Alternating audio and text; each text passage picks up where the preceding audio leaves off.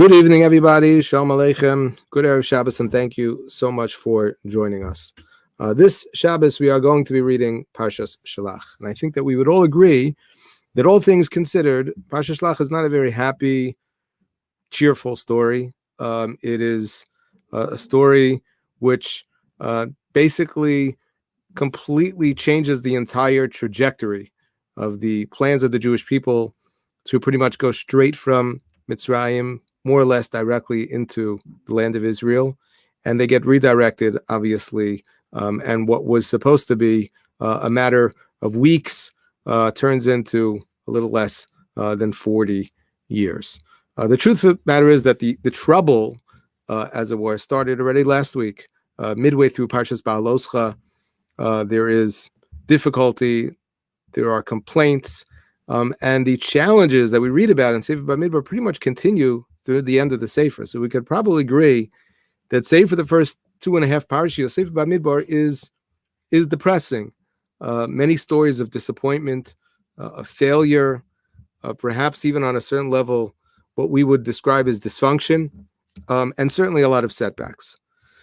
But I would like, for the next couple of minutes, to perhaps suggest that we should try to have somewhat of a different perspective when studying, when reviewing, when learning Sefer Bamidbar. And I think that there is a completely different dimension. There is a different angle that perhaps through which and at which we should consider the stories that we're going to read about in Sefer Bamidbar. I think it's possible to look at the very same stories with somewhat of a different perspective. And I've been thinking about this a lot over the past few days because I have recently been having many conversations, as I'm sure many of you have as well, with members of the family and friends and colleagues, reflecting upon this past year. As the school year comes to an end, many of us are sort of processing what we have experienced, a time of obviously unprecedented challenge, and more recently, thankfully, in a positive way, a time of transition, a return, if you will, to what we once remember to be normalcy. And of course, we could all point to the things that went wrong. We know that there are no shortage of setbacks and roadblocks and challenges of epic and unprecedented proportion. But when we reflect on the last 14 plus 15 months, hopefully that's not all that comes to mind. And hopefully we can look at things with somewhat of a positive perspective as well. And I think that there are some very, very important, concrete features of the experience of the 40 years in the Midbar, which reveal, first of all, like I said already, a completely different perspective on how we can process and how we can understand and sort of re-experience that which we learn about in Sefer Bamidbar, but also to sort of consider how this may affect us today and our own attitudes and perspectives on what we experience in life. So in the desert, for starters, I think that we see an incredible amount of adaptability. People adjusting to a whole new plan as they realize we are not going anywhere anytime soon.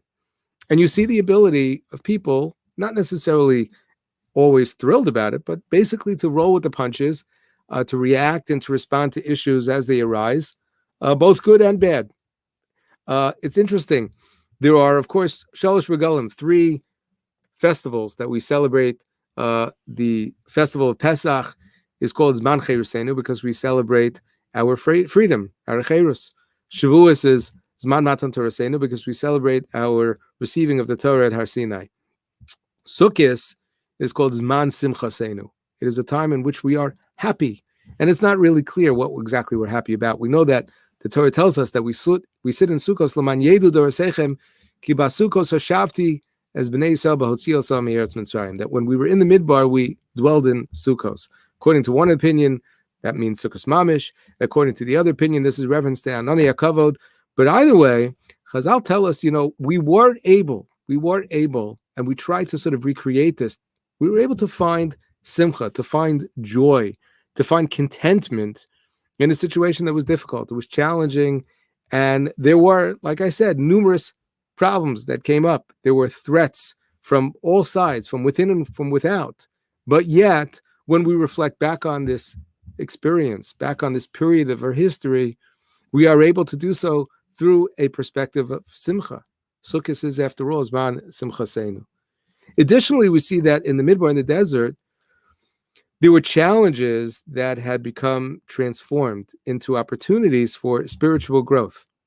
Immediately after, we're going to read in Pasha Shlach, Bnei Yisrael are told that they will not enter the land for 40 years, which for all intents and purposes means that, as the Torah says, all of the adults, you're gonna die here. You're not going to Eretz Canaan.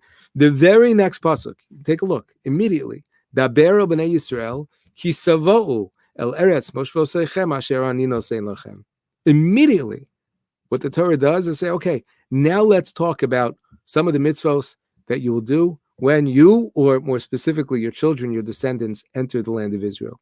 Instead of just being frustrated and focusing on what we can't do, this is just terrible, this is just the end, everything's been ruined, my life's dreams have been smashed, and everything, my plans have been derailed, we say no. This is the way it's going to be. Things aren't going to pan out quite the way I'd expected, but you know what? Let's talk about what happens when you, if not you personally, your descendants enter the land of Israel. And what do we read about? We read about mitzvos atluyis ba'aretz, mitzvos truma and chala. At the end of the parsha Shlach, we see about the mitzvot tzitzis. After the failed mission of lasur sa'aretz in the beginning of the parsha, the Torah reinforces the importance of being careful to filter what comes into our eyes and what we allow into our hearts, so that we can remain faithful and focused on the missions that we have in life and the values that we cherish.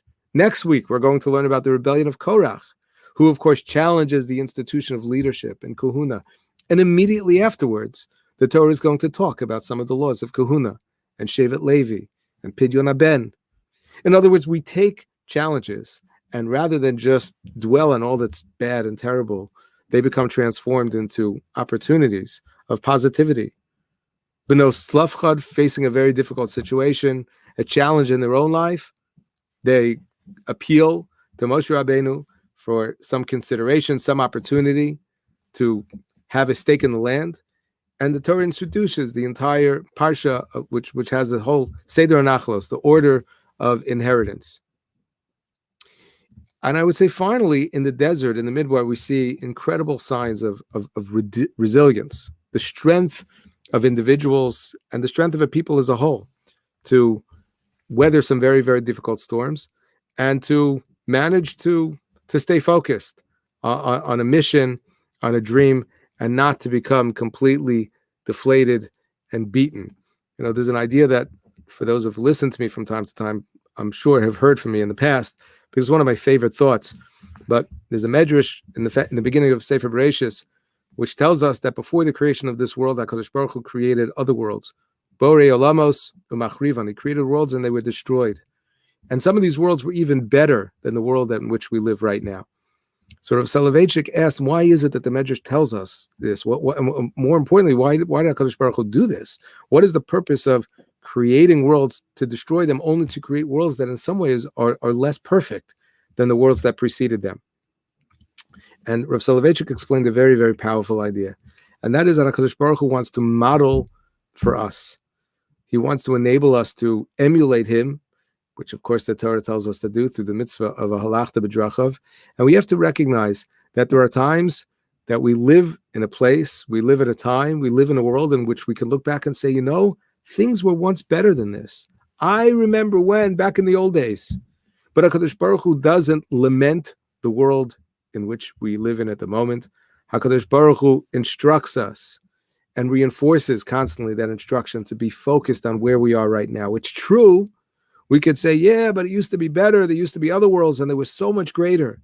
But HaKadosh Baruch Hu, by destroying those worlds and creating the world we are in right now, is telling us this is where we are and we're going to make the best of it. And so therefore, even though it's true, Parsha Shlach is sort of a turning point. Maybe that started last week in Parshas Baloscha. And Sefer Bamidbar is no longer a sefer on the surface of optimism and of hope, but really it's a story which includes a lot of setbacks, a lot of failure, and a lot of disappointment. But I do think that whether it's a matter of focusing on the adaptability of the Dor Midbar, to focus on the ability to transform challenges and opportunities for spiritual growth, and of course to recognize and to appreciate the incredible resilience that each and every one of us have. Sefer Bamidbar certainly provides us with an incredible roadmap for achieving happiness and success and contentment in our own life. Not only when things are going as planned, not only when things are right on course and everything is on schedule, but more importantly, and let's be honest, what more or less is the story most days of our life, where things don't go as planned, when things are not quite the way they are, quote unquote, supposed to be, when this is not what I signed up for, when this is not what I imagined. It's precisely at such moments in life in which we have an incredible, incredible story, many stories, the book of Bamidbar, which provides us with a very, very helpful guide and a roadmap how to make the most of every moment of our life. Thank you very much, and have a wonderful Shabbos.